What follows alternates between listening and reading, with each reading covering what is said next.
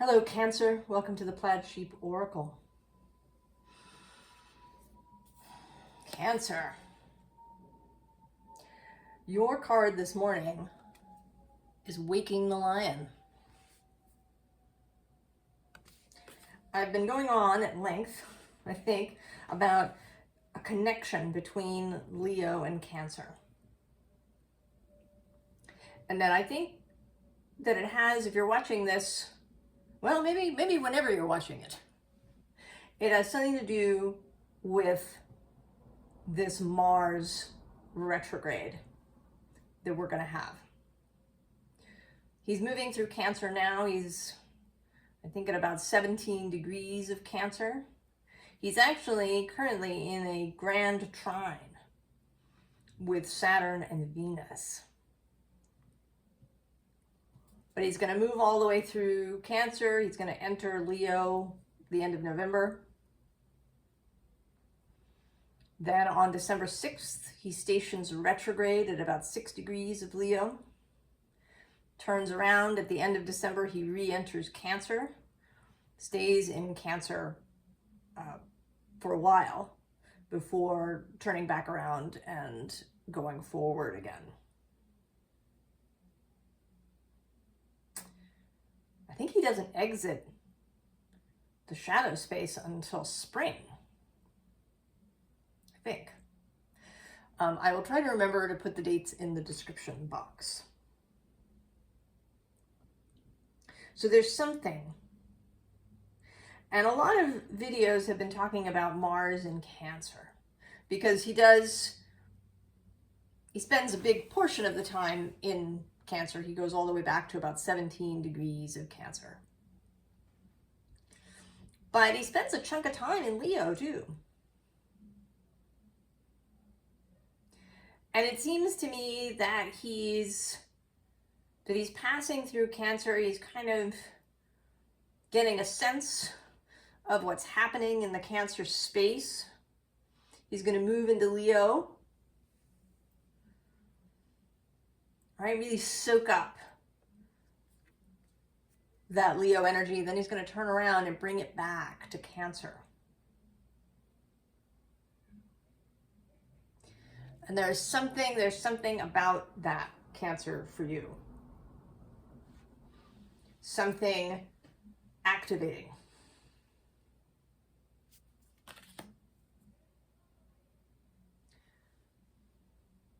The card at the bottom, the visible, is is Sacred Reverence.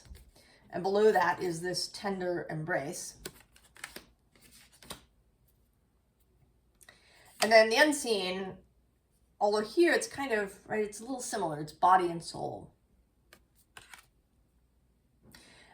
And I think that I will come back to that because it'll make more sense, I think, if I talk about it a little bit later.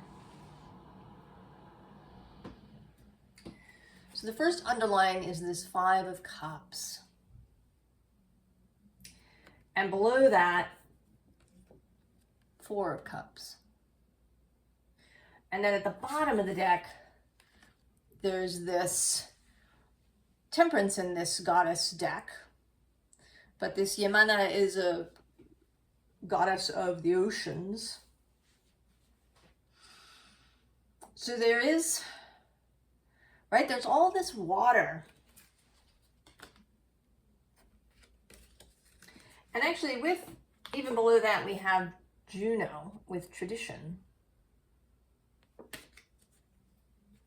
And then the first card in the row is the Wawala with oppression. And this is the Tower card in this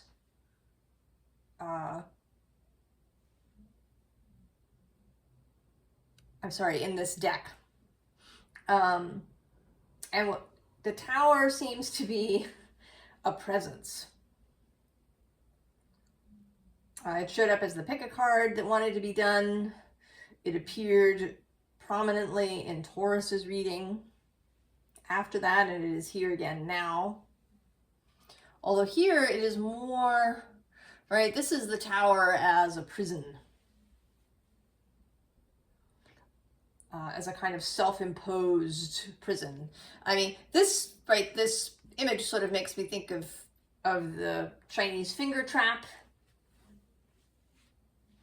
of a kind of straining against, of battling. And then we get this Prince of Cups. And then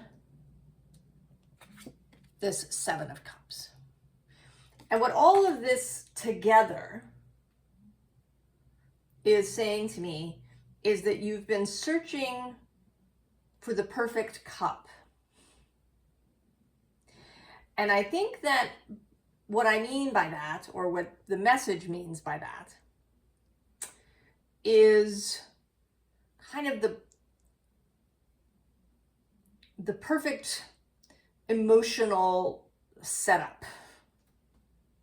Because I actually asked, right, to clarify that, to make sure that I was, really clear.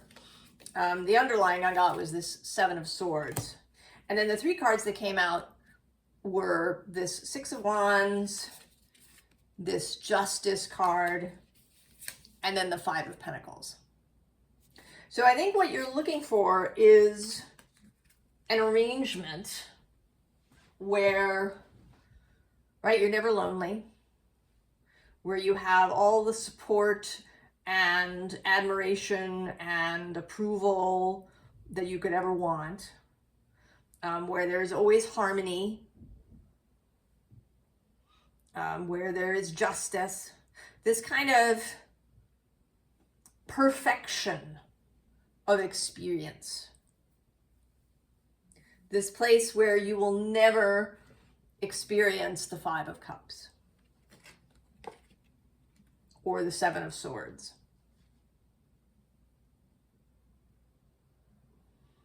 That you're seeking this.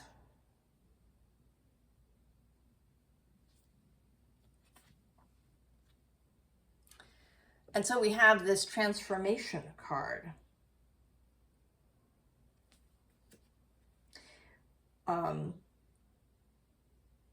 And there's a whole thing in the story of Ukemochi, with her brother and her, and right, things happen.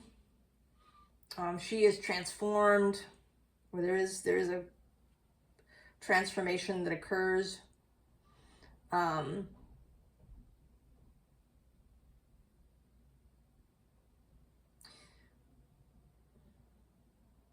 But this seeking of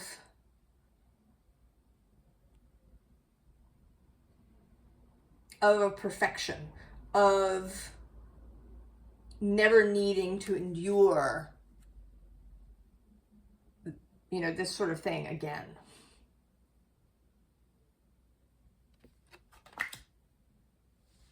Essentially, you want life to be really safe. And it may be that you haven't really thought about it in that way. This may be a hidden thing for you. That you want this perfect situation for yourself. And so this sacred reverence and this body and soul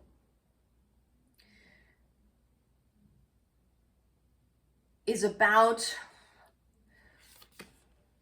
a reverence for what is.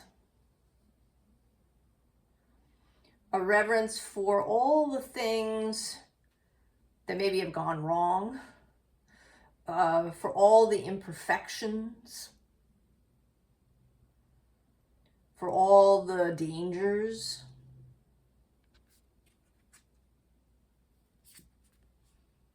And this tender embrace, it's the ability to hold all of this, the ability to be kind to yourself and to others.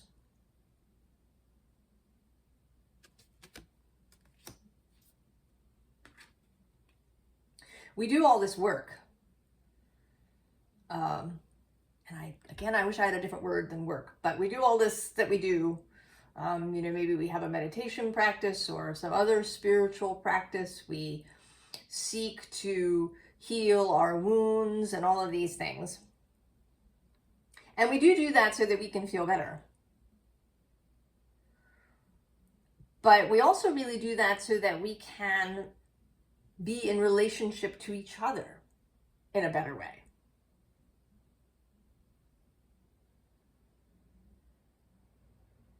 It's all about relationship, Cancer, which you know. But that relationships are never going to be perfect. Situations will never be perfect.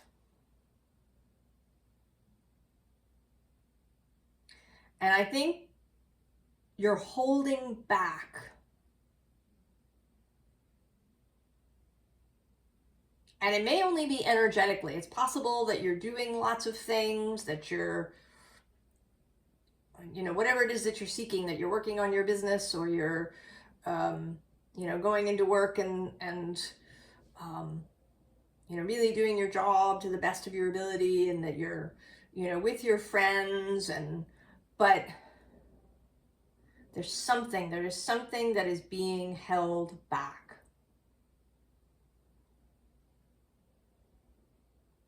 You are not all in.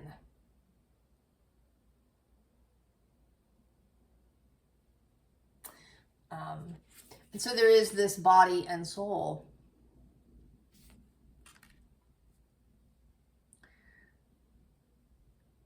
That needs you to be all in. Or at least I think your body needs you to be all in. Your soul would like you to be all in. It's not that your soul, right? Your soul is there with you, is experiencing this with you.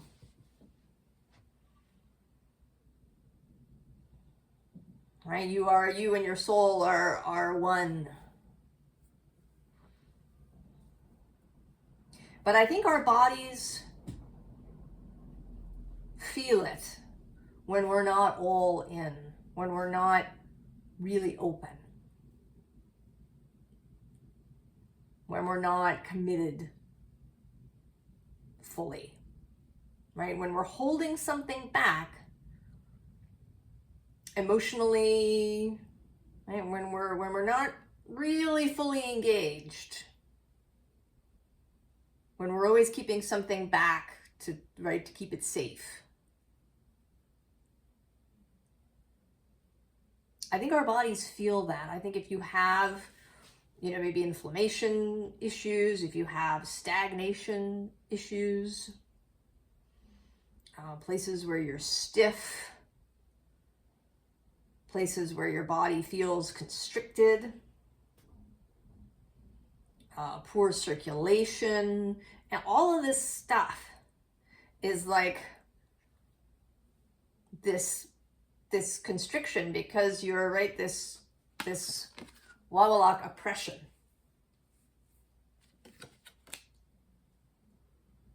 Because I think we want to engage. I think we want to trust people. I think we want, desire, long for being undefended,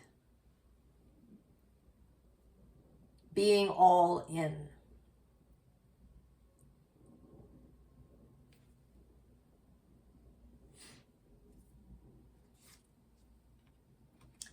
So Esk,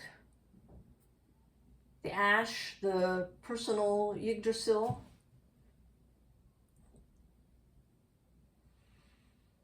this life.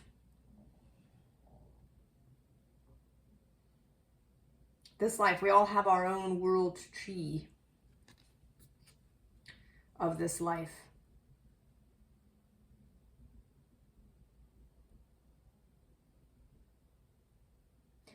And do we, you know, how do we approach it? The bottom of the deck is fire, aether, life.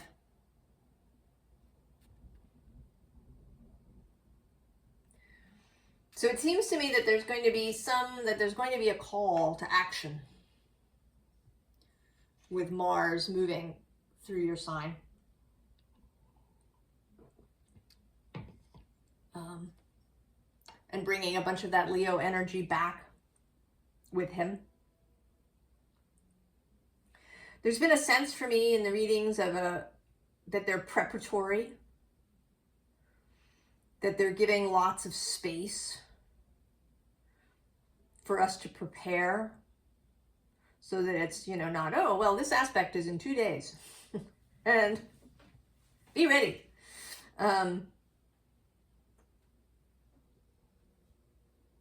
Right? There's time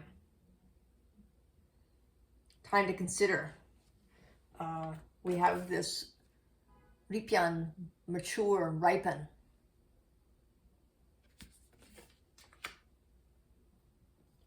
And then both this kelk mortar, which, you know, is about being anchored, but it's also about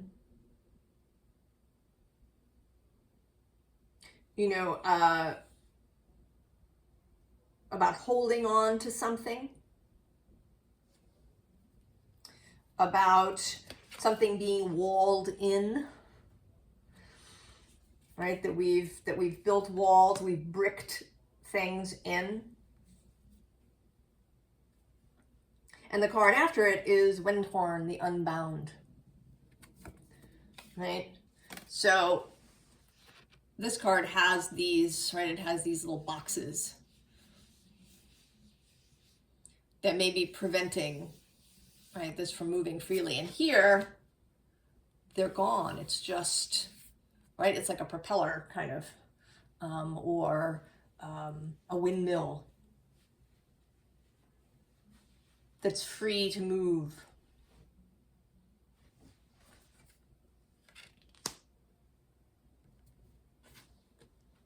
And then we have Os, the voice or mouth of God.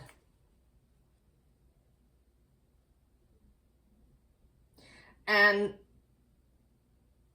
right here in the middle, it says, each atom an unhatched cosmic egg of unmatched mystical potential. So that's, right, that's what you've got. That's what you've got in your own cup, right? What I talk about on this channel as the cup in your heart, your personal grail, that has this, right, that holds all of your hopes, your dreams, your loves, your strength, your wisdom, your stability, all of these things that are held in this cup. So the outside cup, this perfect cup that contains exactly, you know, what you want, that's just right, to keep hunting for that or waiting for that.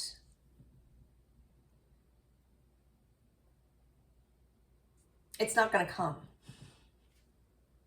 I'm usually not terribly definitive in readings, but I'm going to say this time it's not going to come. In part because of this wall. And so we have love, the Lover's card in this deck. And interestingly, below it is this Craftsman of Water. And this is an unusual, the Witch's Wisdom deck is funky. It's kind of its own thing.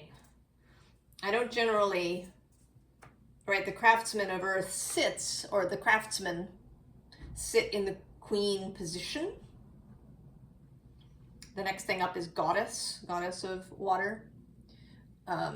Witches are sit in the Knight position and Messengers in the Page position.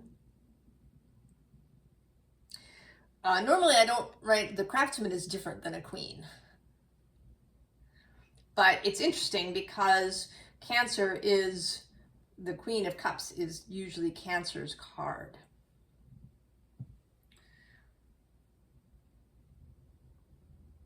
So we've had now the Prince of Cups and now this Craftsman of Water. And it's a very active. So Cancer in a very active role. The bottom of the deck is this 5 of air.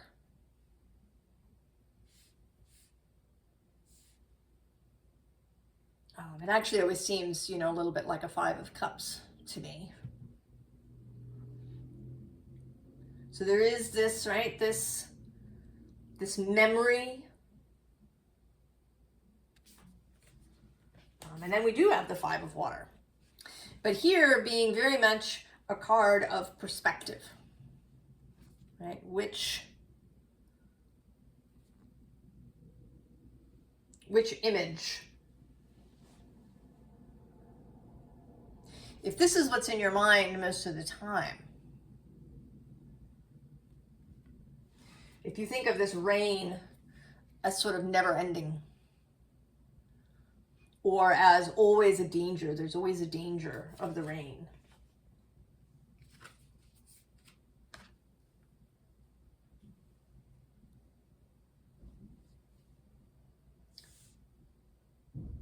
It's a constricting, resistant energy. And then we have this 9 of water coming out, and right here in front of me, completely unplanned, and actually I'm just noticing now, is this Queen of Vessels from this other deck. But again, a very active Queen of Vessels. Not sitting and staring at the cup, but engaged in moving back up the river, back to the spawning ground, where life is created.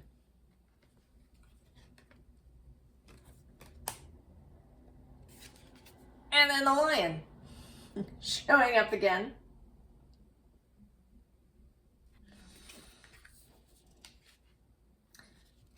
Followed by the Craftsman of Earth.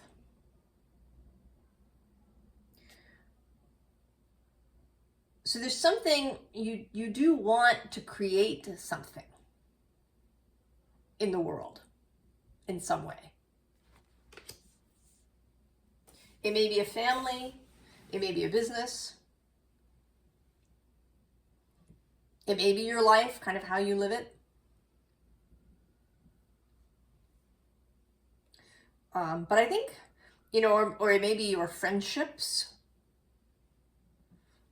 all of the, you know, the sort of the relationships in your life. Something that I've taken, I don't know, pride isn't exactly the right word. It's not exactly that I'm proud. I'm sort of gratified. That there have been times when I've introduced different friend groups to each other, and then they have become friends in their own right, separate from me, right? They have their own communications between each other. That, right, that there's this network. And I'm gratified by that. That, right, that these lovely people, you know, also found each other lovely.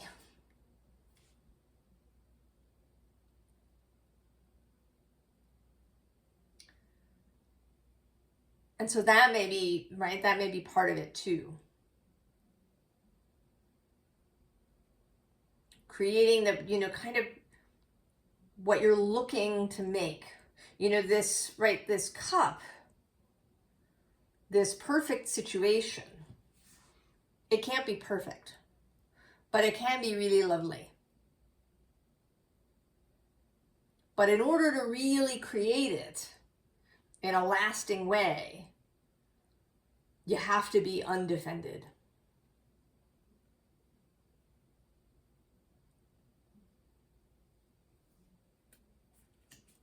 And so we have Chiron, the healer. and below him the North Node.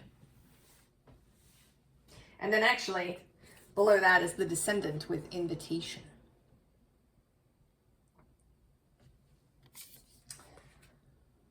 So this invitation to, right, to healing, to kind of to allow the healing, to be healed.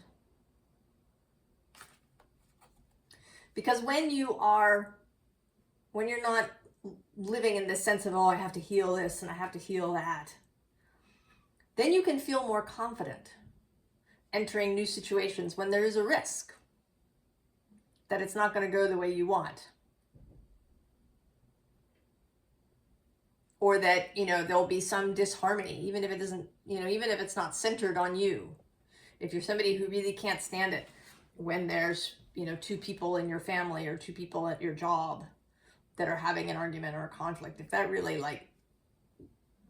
is, feels unbearable to you because it feels, it may feel really unsafe, like you're experiencing it, so that there's going to be a rupture.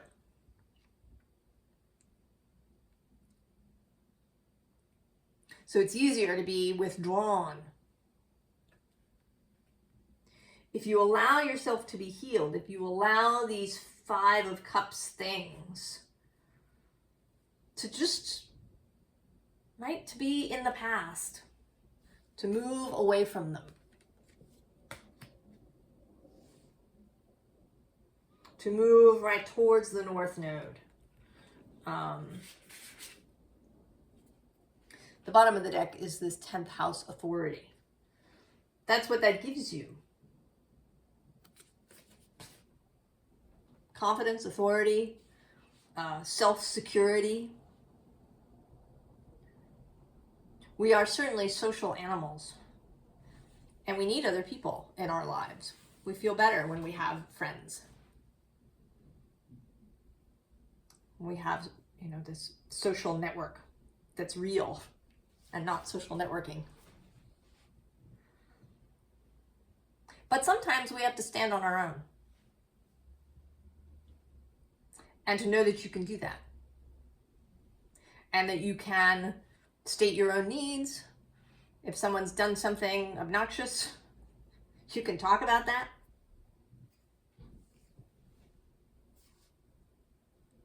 Right? Being healed, being in your own authority. Then we have Scorpio.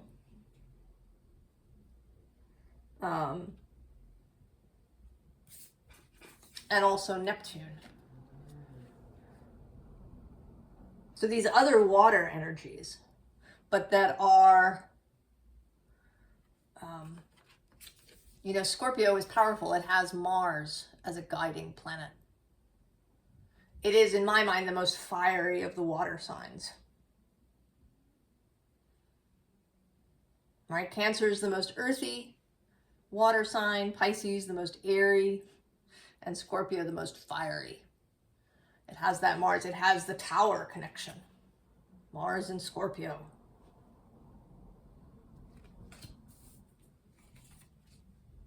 And then Neptune, which is, he's fully, right, an authority.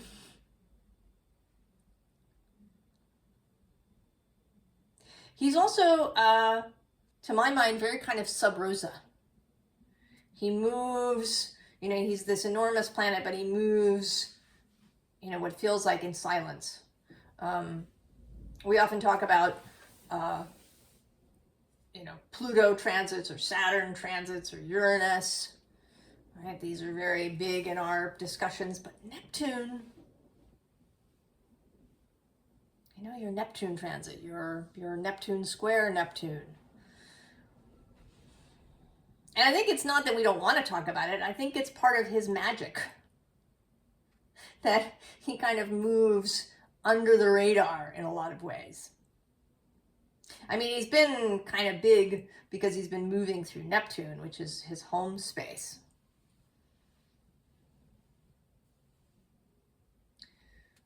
But I think that a lot of the time his effects are really deep, especially on a societal level. Right? Because he runs through all of those things that make culture. Through, you know, our fiction and our movies and our music and art and imagination and the way that we express imagination and our dreams and our hopes.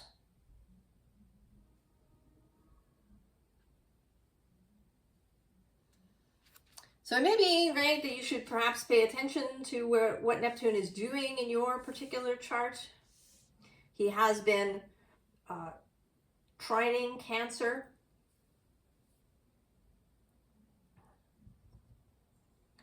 And he will for another year or so. Year and change. He's going to spend some time next year in Aries.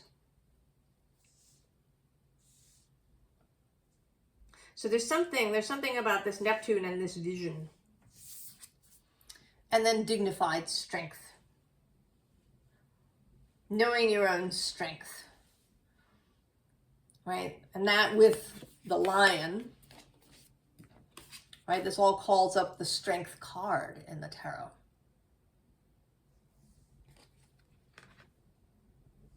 Which is about engaging with something that could be frightening with confidence and kindness.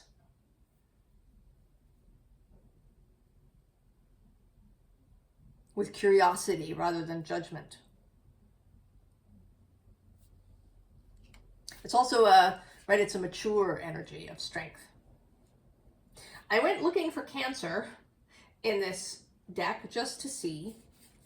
And Cancer showed up one between Retrograde, and then the solar flares activation.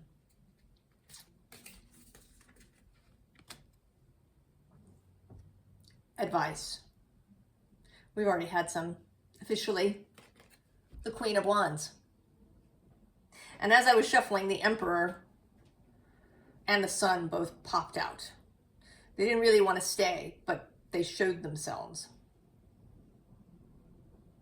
And then below this Queen of Wands, this active principle, this inspired, confident person, we have the Ten of Cups. Below that,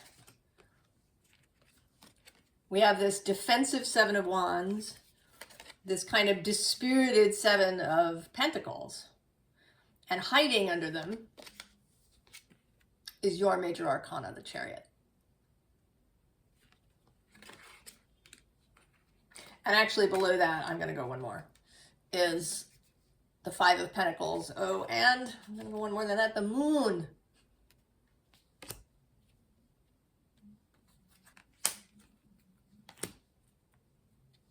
So you are hiding, whether you know it or not. If you're here and you've stuck with me because some of this reading has pinged something in you, then you're hiding some aspect of yourself. Something is hidden, even if you don't necessarily know it. And maybe you do. I mean, maybe you're perfectly aware that you've been holding back. The bottom, right, is that Seven of Cups, the searching, searching, searching. So we have this Page of Swords who is waiting, looking behind, looking possibly for threats to come. Right behind him is this wand being offered.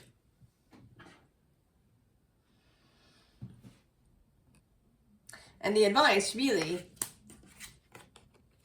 is to take it. And there may be a little bit of learning involved, right? You're the page here, and then there's the queen. There's a little bit of, right, there's some learning to happen in there.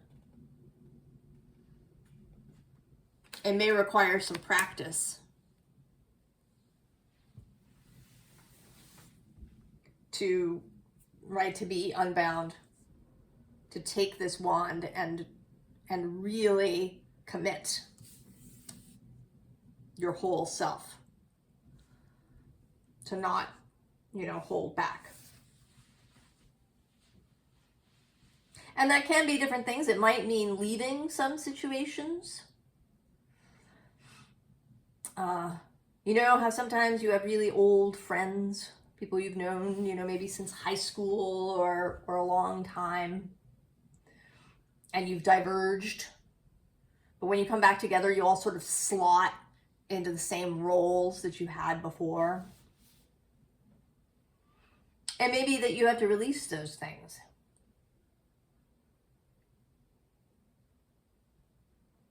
And maybe places where there are difficult conversations that have to be had. And maybe that you have to go to somebody and say, you know, what you did was really hurtful, and I know I didn't say anything, but...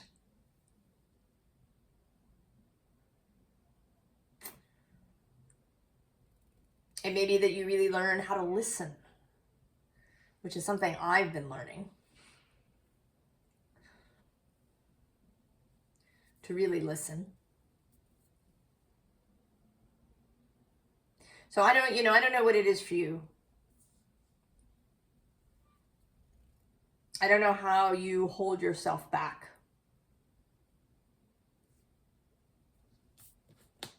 But this is the moment. And you have some time to anticipate this change, to move with it rather than to try and hold it back.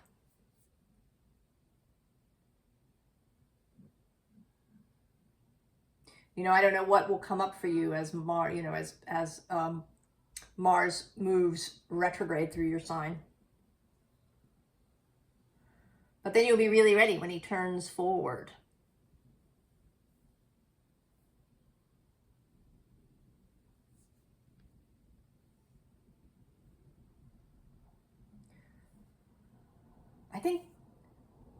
I think you're going to find yourself transformed, Cancer.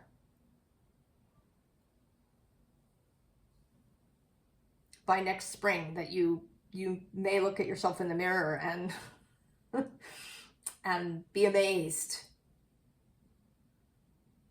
at how, you know, amazing and open and courageous you are. How inspired you are.